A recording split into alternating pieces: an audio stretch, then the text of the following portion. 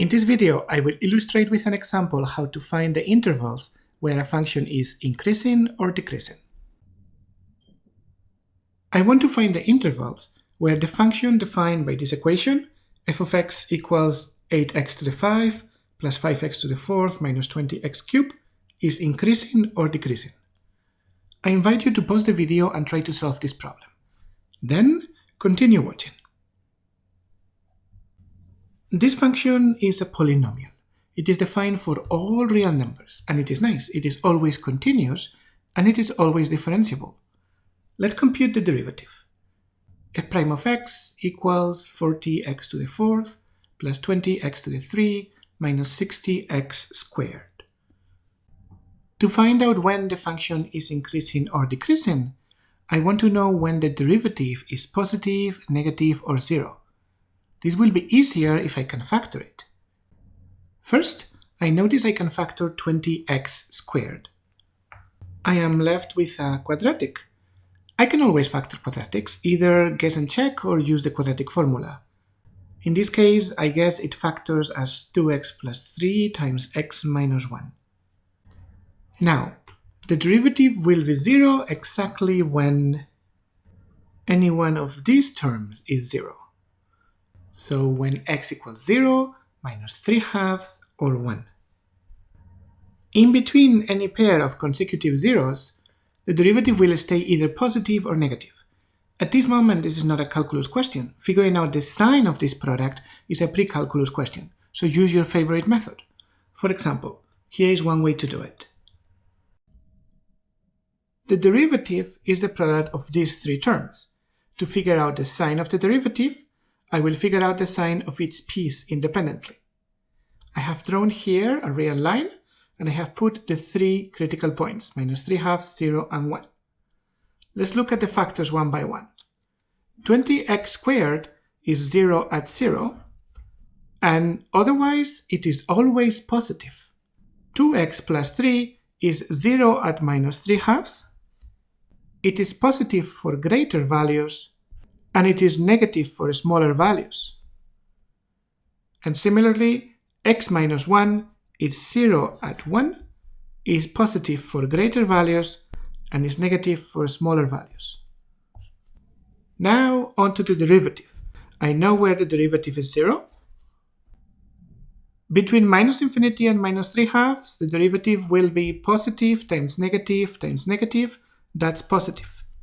Between minus 3 halves and 0, it will be positive times negative. That's negative. And it continues negative and then becomes positive. That's the derivative. What can we say about the function now? Well, to the left of minus 3 halves, in this open interval up to minus 3 halves, the derivative is positive, so the function must be increasing. Between minus 3 halves and 0, it will be decreasing. Between 0 and 1, decreasing, and after 1, increasing. But let's examine the critical points more closely. What happens at minus 3 halves? The derivative is 0, so I'm going to have a horizontal tangent line. The function is increasing to the left and decreasing to the right. So that must look like this. That must be a local maximum. I don't need to compute second derivatives of anything else. I know that just by looking at the first derivative on the left and right. And similarly, at 1, the tangent line is horizontal, the function is decreasing to the left, increasing to the right. It must look like a local minimum. Now, the point 0 is the most interesting one. At 0, I also have a horizontal tangent line, but the function is decreasing to the left and decreasing to the right. So it's going to look something like this. It is what we will call an inflection point. It is not a local extremum. Finally, let's answer the original question. In which intervals is this function increasing and decreasing? I know that to the left of minus 3 halves, the function is increasing. But I can actually say the function is increasing on the interval all the way to minus 3 halves inclusive.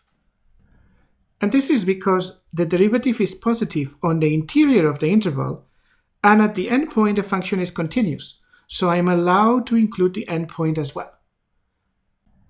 Similarly, I can say the function must be decreasing from minus 3/2 to 0, including both endpoints. The derivative is negative on the interior, the function is continuous at the endpoints.